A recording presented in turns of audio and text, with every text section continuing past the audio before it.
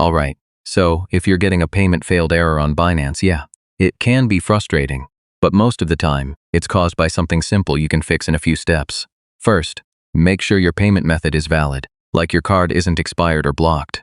Sometimes banks block crypto transactions. If that happens, try contacting your bank or using a different payment method. Make sure your name, billing address, and card details match exactly with your bank records.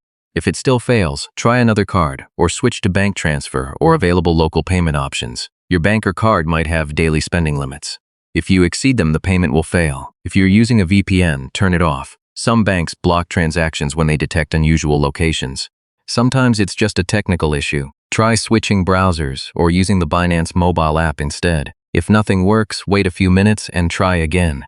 Temporary payment gateway issues can also cause failures, and if it still fails, contact Binance support or your bank to check the exact reason. And yeah, that's how you fix most Binance payment failed issues. Just go step by step, and you'll usually find the problem quickly.